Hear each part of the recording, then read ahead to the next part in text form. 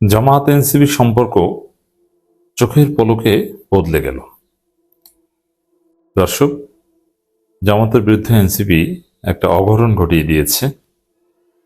এটা থেকে স্পষ্ট যে জামাত এনসিপি জোট বেশি দিন টিকবে না। হ্যাঁ, টিকা উচিত নয়। বিএনপি জামাত জোট যেরকম বাংলাদেশের রাজনীতিতে লং লাস্ট করেছিল, সেরকম এনসিপি জামাত জোট লং লাস্ট করবে না। অবশ্য এটা অনিবার্য এবং এটা প্রত্যাশিত। বরং জামাত এনসিপি জোট যে হয়েছে, ইট ওয়াজ অলমোস্ট ইম্পসিবল।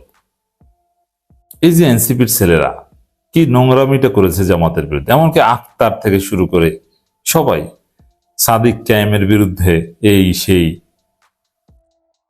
মানে জামাতকে এনসিপির ছেলেরা বিএনপির চাইতেও বেশি আক্রমণ করতো। আওয়ামী লীগ তো এখন আক্রমণ করার সুযোগ পায় না। আক্রমণ বলতে কথা লড়াই আক্রমণ। সেই জামাতের সাথে জোট হয়েছে, এটা এনসিপির প্রয়োজনে এবং ডক্টর ইউনূসের বুদ্ধিতে, এবং এনসিপি যা অর্জন করা সেটা করেছে। এখন দেখেন এনসিপি জামাত জোট কেন থাকবে না, কি ঘটেছে, আমি আসছি সেদিকে। প্রথমে বলি যে কেন থাকবে না। এনসিপি নিজেরাই ভবিষ্যতে ক্ষমতায় আসবে, এবং তখন এনসিপি ক্ষমতায় আসলে জামাত হবে বিরোধী দল, আর জামাত যখন ক্ষমতায় থাকবে তখন বিএনপি হবে বিরোধী দল। তবে এনসিপি ক্ষমতা আসবে, ইটস টু লেট, কিন্তু আসবে। এনসিপির ভবিষ্যৎ ভালো। কেন? আর এনসিপি যেহেতু ক্ষমতা আসবে, সেহেতু জামাতের সাথে জোট কেন করবে? বিএনপি সুস্পষ্ট ফেসিস্ট হয়ে উঠছে, এবং বিএনপি যদি তাদের এই ফেসিবাদী আচরণ অব্যাহত রাখে, তাদের ভোট চুরি থেকে শুরু করে গণবিরোধী আইন পাশ করা এবং সবকিছু কবজা করা, যে আওয়ামী নীতি, এটা যদি বিএনপি অব্যাহত রাখে, তাহলে বিএনপির পতন হবে আরেকটি গণঅভ্যুত্থানে। আর গণঅভ্যুত্থানের মাধ্যমে কারো পতন হলে রাজনীতিতে সে ধ্বংস হয়ে যায়, যেমনটা আওয়ামী লীগ হয়েছে। এখন রাজনীতিতে যদি আওয়ামী লীগ আর আসতে পারবে না। বিএনপি ধ্বংস হওয়ার আগে আওয়ামী লীগ একদম ধ্বংস হবে। আওয়ামী লীগ মার্জ হয়ে যাবে জামাত, এনসিপি এবং বিএনপিতে। আওয়ামী লীগের কেউ কেউ বিএনপি করবে, কেউ কেউ সারা জীবনের মনে রাজনীতি ছেড়ে দিবে, কেউ কেউ জামাত করবে, কেউ কেউ এনসিপি করবে। তবে আওয়ামী লীগের বেশিরভাগ অদূর ভবিষ্যতে এনসিপি রাজনীতি করবে বলে আমার প্রেডিকশন।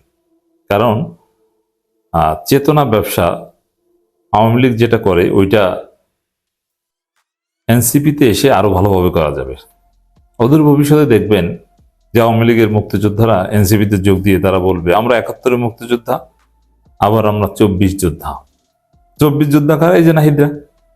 আর মুক্তিযোদ্ধা কারা? তারা নতুনভাবে যোগ দিবে। আর হ্যাঁ, আওয়ামী লীগের তারাই যোগ দিবে যাদের 24-এর সাথে সরাসরি সম্পর্ক নাই। এভাবে তারা চেতনা ব্যবসা কত প্রকার কি, এটা এনসিপি করবে। এনসিপি 71 নিয়েও ব্যবসা করবে এবং 24 নিয়েও ব্যবসা করবে, এবং কাউকে স্টেক দিতে চাইবে না। আওয়ামী লীগ যেটা 71-এর স্টেক অন্য কাউকে দিতে চায় না, অলমোস্ট সেম। এবং এনসিপি জামাতকেও রাজাকার বলবে, বিএনপিকেও রাজাকার বলবে, এবং নিজেদেরকে শুধু মুক্তিযুদ্ধের পক্ষের বলবে, এবং 24-এর পক্ষের বলবে। তো দর্শক, জামাত এনসিপি সম্পর্ক চোখের পলকে বদলে গেল। এনসিপির 6 জন এমপি, 99% অবদান জামাতের। সেই এনসিপি মুক্তিযোদ্ধা কাউন্সিল বিল পাশ হয়েছে, সেখানে জামাত আপত্তি করেছে, কিন্তু এনসিপি সেই মুক্তিযোদ্ধা কাউন্সিল বিলে বিএনপির সাথে সম্মতি দিয়েছে। খবরটা এইভাবে এসেছে, মুক্তিযোদ্ধা কাউন্সিল বিল পাশ, জামাত আপত্তি করলো, এনসিপি সম্মতি দিল। তো জামাত আপত্তি করলো, এনসিপি সম্মতি দিল, মানে জামাত না ভোট আর এনসিপি হা ভোট, বিএনপির সাথে হা ভোট। এটা তো জোটের হক পরিপন্থী। এটা তো হওয়ার কথা ছিল না। কেন? দর্শক, আপনাদের খবরটা একটু জানাই, তারপরে রহস্যটা বলি। এটা জামাতের লোকজন যারা মাঠে রাজনীতি করছেন, আপনাদের জন্য একদম ক্লিয়ার হতে হবে যে এনসিপির সাথে আপনাদের বিরোধটা কোথায়, সামনে কি নিয়ে ঝামেলা বাজবে। এখন তো এনসিপি জামাত একসাথে কাজ করছে, কিন্তু আসলে এনসিপি কোন জায়গায় জামাতের বিরুদ্ধে, এটা আপনাদেরকে ক্লিয়ার হতে হবে। জাতীয় সংসদে আজ জাতীয় মুক্তিযোদ্ধা কাউন্সিল বিল 2026 পাস হয়েছে। এর মাধ্যমে বিদ্যমান আইন আধুনিকায়ন এবং 1971 সালে মহান মুক্তিযুদ্ধের অবদান রাখা ব্যক্তিদের রাষ্ট্রীয় স্বীকৃতি আরো জোরদার করার উদ্যোগ নেওয়া হয়েছে। মুক্তিযুদ্ধ বিষয়ক মন্ত্রী আহমেদ আজম খান বিলটি সংসদে উত্থাপন ও পাশের প্রস্তাব করেন। বিলটি 2022 সালে জাতীয় মুক্তিযুদ্ধ কাউন্সিল আইন সংশোধন করে বীর মুক্তিযোদ্ধাদের পাশাপাশি মুক্তিযুদ্ধের সহযোগীদের আনুষ্ঠানিকভাবে শ্রেণীভুক্ত ও সম্মান জানানোর প্রস্তাব করা হয়েছে। পাকিস্তানি হানাদার বাহিনী এবং তাদের দেশীয় দোসরদের বিরুদ্ধে যারা যুদ্ধ করেছে সেখানে দেশীয় দোসর হিসেবে যেমন জামাত ইসলামী, এই কথাটা উল্লেখ আছে। এটি হচ্ছে মূল, যে মুক্তিযুদ্ধের সংজ্ঞা, মুক্তিযুদ্ধ হচ্ছে পাকিস্তানের বিরুদ্ধে, সেখানে জামাতের নাম এটা যোগ করা এটা রাজনৈতিক উদ্দেশ্য প্রণোদিত। যদিও তৎকালীন জামাত শব্দটা বলা হয়েছে, তৎকালীন জামাত মানে এটা দ্বারা বর্তমান জামাতকে অনেকটা দায়ী মুক্তি দেওয়া হয়েছে, ইউনূস আমলেরই আইন। সেখানে এটা নিয়ে এনসিপি রাজনীতি করছে, মানে এনসিপি যাতে ভবিষ্যতে বলতে পারে যে জামাত তো স্বাধীনতা বিরোধী, মুক্তিযুদ্ধের সংজ্ঞায় জামাতের বিরুদ্ধে যুদ্ধ করাটা আছে, এই কারণে এখানে সম্মতি দিয়ে রাখলো। যেহেতু ভবিষ্যতে জামাত এনসিপি জোট থাকবে না, এজন্যে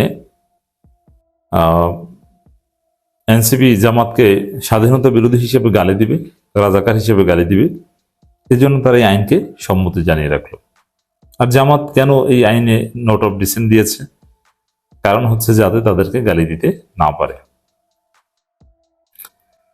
তো দর্শক, জামাতের রাজনীতির জন্য এটা একটা রিয়ালিটি। এভাবে নানানভাবে মিত্রদের কাছ থেকেও এই খোঁচা খেতে হবে। এনসিপি মিত্র, কিন্তু এখানে কোনো ছাড় নেই, প্রত্যেকে প্রত্যেকের জায়গা পাকাপোক্ত করছে। যে আমি যেহেতু জামাতকে দুইটা গালি দিতে পারবো, এর মাধ্যমে জামাতের কিছু ভোট কমাতে পারবো এবং জামাত ভালো না আমি ভালো, এরকম একটা বিষয় আসবে। এজন্যে এই বিষয়টা জিয়ে রাখার চেষ্টা করছে। তো দর্শক, এনসিপি ভবিষ্যতের কথা চিন্তা করে জামাতের সাথে এখানে এক প্রকার দ্বিমত পোষণ করলো, এটা তাদের অধিকার এবং এটা তাদের দূরদর্শী রাজনীতি এমনই। জামাতের ক্ষেত্রেও সেম, তারা যদি বিএনপি বা তাদের কোনো প্রতিপক্ষকে ঘায়েল করার কোনো এরকম অপশন পেত, যারা তারা এখানে ছাড় দিত, সেটা কিন্তু না, রাজনীতি প্রয়োজনই হয়। তবে জামাতের এখান থেকে নেতাকর্মীদের মনে রাখতে হবে যে আজকে এনসিপি জামাত জোট, জামাত 99% কন্ট্রিবিউট করে এনসিপিকে এমপি বানিয়ে দিল, কিন্তু সেই এনসিপি কিন্তু জামাতকে ভবিষ্যতে রাজাকার হিসেবে, স্বাধীনতা বিরোধী হিসেবে হেনস্থা করার রাস্তা ক্লিয়ার করে রাখলো নিজেদের স্বার্থে। এটা যেন জামাতের লোকজন মনে রাখে। এই জিনিসগুলো আমরা কখন শিখবো? কোনোদিন কি আমরা তাহলে আমরা কি তাহলে এখন মনে করি যে আমরা একদম স্বপ্ন রাজ্যে চলে গেছি? আমরা কি ভুলে গেছি যে বাংলাদেশের বর্তমান পরিস্থিতি বা বাংলাদেশের আগে যারা ক্ষমতায় ছিল তাদের টাকা পয়সা, তাদের বন্ধু যারা আছে, তাদের ষড়যন্ত্রকারী যারা ছিল, যারা বাংলাদেশকে একটা তাবেদার রাষ্ট্র বানানোর চেষ্টা করেছিল এবং করেছিল, তারা কি নাই এখন? তারা তো আছে। আর আমরা যদি দেখেন আমাদের দ্বিচারিতা, এই যে ইউনূস সরকারকে যে আমরা খারাপ বলছি, আবার ইউনূস সরকারের মন্ত্রীকে নিয়ে আবার আমরা মন্ত্রী বানাচ্ছি। ইউনূস সরকারের একদিক দিয়ে বলছি ইউনূস সরকারের মন্ত্রীরা দুর্নীতিবাজ, আবার আরেক দিক দিয়ে উনিশ সরকারকে মন্ত্রীকে মহা ক্ষমতাশালী পররাষ্ট্রমন্ত্রী বানিয়ে দিয়েছি। মানে কি? ওই রাশিয়ার সাথে, আমেরিকার সাথে তার ঘর ভালো সংযোগ, আমেরিকার সাথে উনি যোগাযোগ রাখতে পারবে, আমেরিকার সাথে আপনার তেল টানা বিভিন্ন জায়গাতে কাজ করতে পারবে। মানে আপনার যেটা দরকার ওটা আপনি খাবেন, আর আপনি যেটা খাবেন না ওটা আপনি কাউকে খেতে দিবেন না, ফেলে দিবেন গার্বেজে। এটা তো ঠিক না। এই নীতিগুলো আমাকে কষ্ট দেয় ভাই, আপনাকেও আমি জানি কষ্ট দেয়, ব্যথিত করে, কারণ আমরা দেশকে ভালোবাসি, আমরা আমাদের কোনো কিছু চাওয়া পাওয়া নাই। জনাব কিছু মারুফ রাজু, জি আপনি আমি এই বিএনপির পক্ষে কম টকশো করেছি? প্রচুর না দিনের পর দিন প্রচুর টকশো করেছি আমরা যেখানে যেখানে বিএনপি নির্যাতিত হয়েছে, যেখানে যেখানে বিএনপির প্রতি জুলুম হয়েছে, আমরা সব সময় প্রতিবাদ করেছি। কিন্তু আজকে যখন আমরা যৌক্তিক সমালোচনা করি, তখনই কিছু কিছু লোক এসে বলে গুপ্ত জামাত। সত্য কথা বলতে গিয়ে যদি গুপ্ত জামাত হই 100 বার বলতেও কোনো সমস্যা নাই। আজকে গতকালকে দেখলাম যে 28 জন বিচারককে কারণ দর্শানো নোটিশ দিয়েছে, কারণ ওই যে বিচারের যে অধ্যাদেশটা ওটা বাতিল, তারা সমালোচনা করেছে, তারা বলতেছে যে এটা বাতিল করা ঠিক না। এবং যেই বিএনপি আমরা দেখেছি বিএনপির লোকজন, বিএনপির কর্মীরা শেখ হাসিনার সমালোচনা করতে গিয়ে, শেখ হাসিনাকে কটূক্তি করতে গিয়ে তারা প্রচুর জেল কেটেছে, 1 বছর 2 বছর 1.5 বছর। এখন অনবরত দেখতেছি তারেক রহমানকে কটূক্তি করার জন্য মানুষজন জেলে যাচ্ছে। আজকে একজনকে ধরলো ওই যে এনসিপির, গত পরশুদিন একজনকে ধরলো ভোলার এক মহিলাকে, অবশ্য ছেড়ে দিয়েছে, ফেসবুকে খুব লেখালেখি হয়েছিল, তার প্রতিবন্ধী ছেলে আছে এজন্য ছাইড়া দিছে। তাহলে এখন আমরা আসলে কি পেলাম এখানে? আপনি দেখেন তারেক রহমান সংসদে কোনো কথাই বলেন না, কোনো কথা বলেন না। আপনি যদি সংসদে কোনো কথা না বলেন তাহলে আপনি সালাউদ্দিন আহমেদকে আপনি সব দায়িত্ব দিলেন। এই সালাউদ্দিন তারেক রহমান বিষয়টা আসলে আপনার কাছে মানে কি মনে হয়? সেই আমি আমি আমি যখন যখন ওই মানে আওয়ামী লীগের আমলে কিন্তু ওই বিএনপি লোকজনের সঙ্গে কথাবার্তা হইতো অনেক নেতার সঙ্গে, তারেক রহমান যখন মিটিং এ বসতো ওই যে লন্ডন থেকে সালাউদ্দিন আহমেদকে আবার ওই সংযোগ করতো ইয়েতে, মানে স্থায়ী কমিটির মিটিং এ সবাই থাকতো অফিসে, 2 জন থাকতো বাইরে, একজন লন্ডন থেকে আরেকজন ভারত থেকে। তো সেইখানে নাকি সালাউদ্দিন আহমেদ খুবই মানে উপদেশ দিত, না এটা এইভাবে, না এটা এইভাবে, এটা এইভাবে, না এটা এইভাবে। এখন এদের আসলে কানেকশনটা কি? মানে এটা কি কোনোটা চুক্তি যে তারেক রহমান সামনে থাকবে, শুধু মানে ফেসটা থাকবে, সবাই বুঝবে যে প্রধানমন্ত্রী, পিছনের সব কলকাঠি নাড়বেন তিনি? এই প্রসঙ্গে আপনি শুরু করার আগে আপনি যে বললেন স্থায়ী কমিটির সভায়, এটা কি আপনি শিওর এটা 5ই আগস্টের আগে না 5ই আগস্টের পরে? অনেক আগে। 5ই আগস্ট অনেক আগে। আপনি ভারত থেকে উনি যুক্ত হতো? আমি আসলে জিনিসটা দেখিনি। হতো। না, উনি তো ফ্রিলি ঘোরাফেরা করতো ভারতে।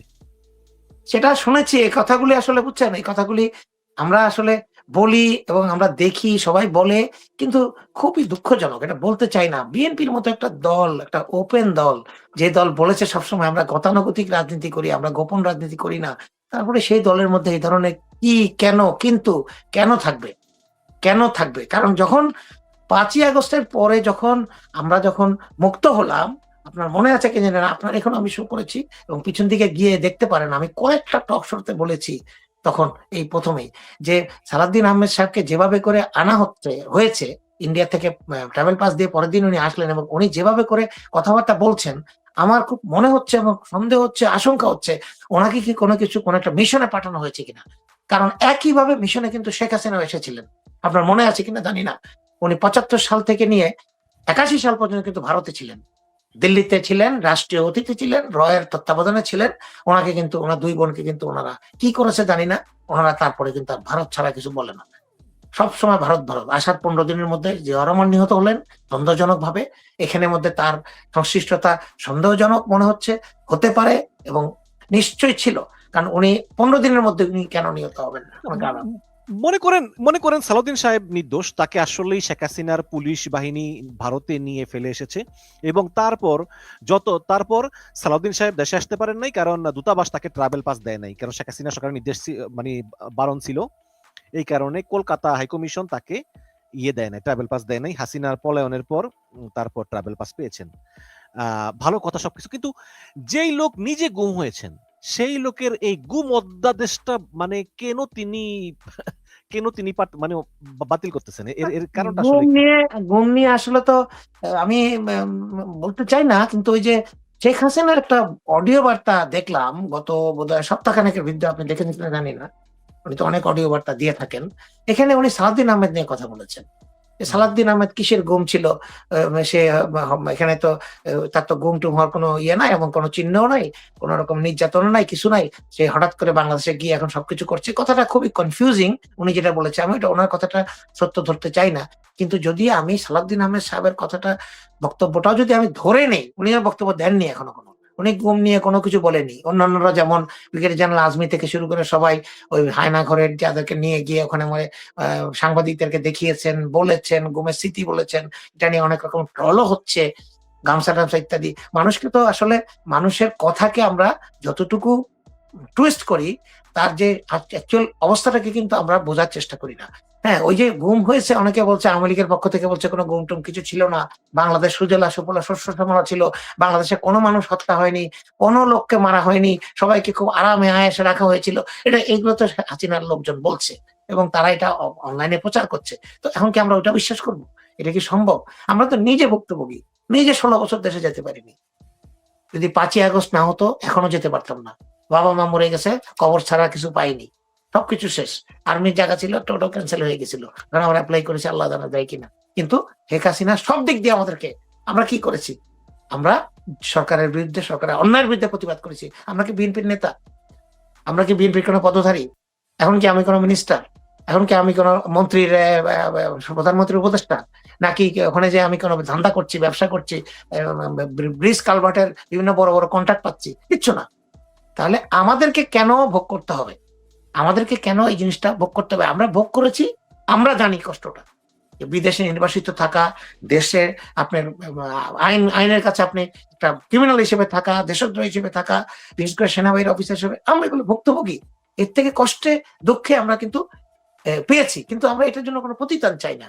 কিন্তু এখন আজকে বাংলাদেশে বিএনপি এই যে 213টা সিট নিয়ে যে একটা অবস্থা, আরে ভাই 297টা সিট নিয়ে শেখ মুজিবুর রহমানের সরকার 93 সালে এরকম বোধহয় 297 না 280টা সিট নিয়ে এরকম একই জিনিস করেছিল।